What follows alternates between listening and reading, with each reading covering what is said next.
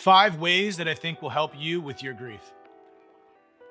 Number 1, acknowledge your feelings, but stop giving meaning to everything that you feel. Of course, recognize and accept the emotions that you're feeling during the grieving process and understand that it's okay to feel the sadness, the anger, and resentment, or any other emotion that may come to par. But you are not your emotion. Stop and sit with the idea that there is no right or wrong way to grieve, and all of your feelings are valid. They are valid, I promise you that. Allow the feelings to be what they are and allow them to pass through. Oh shit, I'm feeling so scared that I don't have him in my life and I won't be able to do this or do that.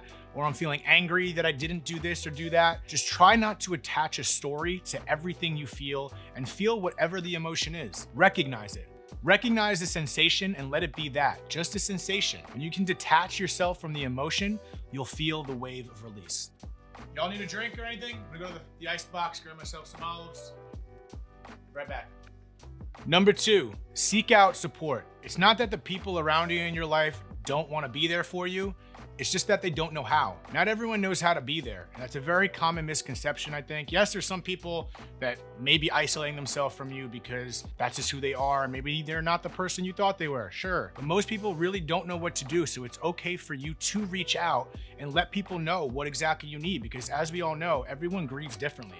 Everyone handles this differently. And not everyone around you, even though they may know you very well, they don't know what you want. So it's okay to step out of your comfort zone, ask for help, reach out to the people that you know and love, go online, reach out to a couple support groups that I can recommend. One being the Grief Gang podcast with Amber out of the United Kingdom. She lost her mom at a young age. Does an incredible job of adding humor, lightheartedness, and bringing real conversations so you can relate to other people that have grieved. So check her out. Number 2, check out the Good Mourning podcast. This is with Sally and Im. I've had them on my podcast. I've been on theirs. They do another great job of sharing grief stories, and maybe you can find people to connect with. And the third one is a different option. This is actually a free alternative to therapy. So if you are looking for people to relate to, maybe you have people in your life that just don't see eye to eye and you're looking for that comfort. If you're looking for people to relate to, the New Normal charity with Ben, a new friend of mine, actually offers a place that's absolutely free, and you could align yourself online with people that may have grieved like you or in similar situations like you, and you don't have to feel the pressure of professional therapy. So hopefully some of these options will work for you, and at the end of the day, remember, you are not alone.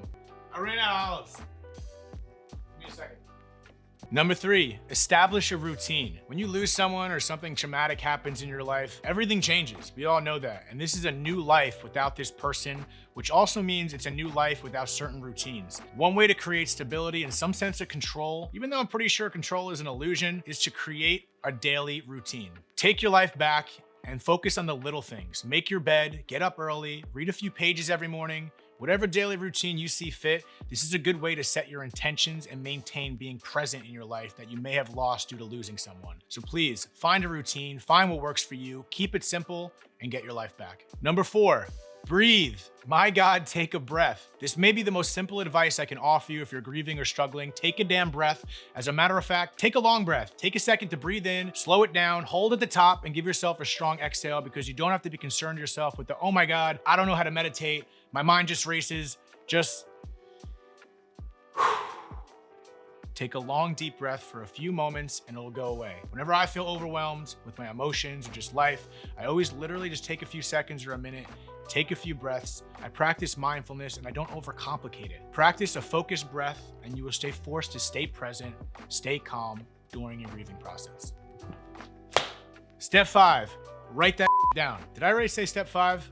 I've heard over and over from people that I've spoken to how journaling and just writing things down, getting the chaos out of our heads onto the paper, has been incredibly healing in their journey. And you don't have to be a creative, as they say. You don't have to be someone who normally writes. Just write it down. Sometimes it feels like our thoughts and feelings that we have are staying stagnant in our heads. But taking 5 minutes of time, or however long you want, to get it on paper creates a physical, real release. Not only is it a release, but it can also be a really good way of tracking your progress through your grief journey, or see how crazy you were 6 months ago. Self-reflection and self-expression, both healing techniques that can be very valuable, and why not see if it works for you? If you don't know where to start, step 1 with that, Get a piece of paper, get a pen, and write down, I don't know how to journal, but this is how I feel. And just let it flow from there. Let your hand do its thing. Let your mind go. Literally do free association with your writing, meaning just write whatever comes down. Doesn't matter if it's scribbles, doesn't matter if it's italicized, just write whatever your hand does, and that's part of the process. Don't focus on what you're saying. It's relating to the physical release, just like when you're nervous before you're about to do something, a sports game, speaking, going on a date. You ever just shake it out?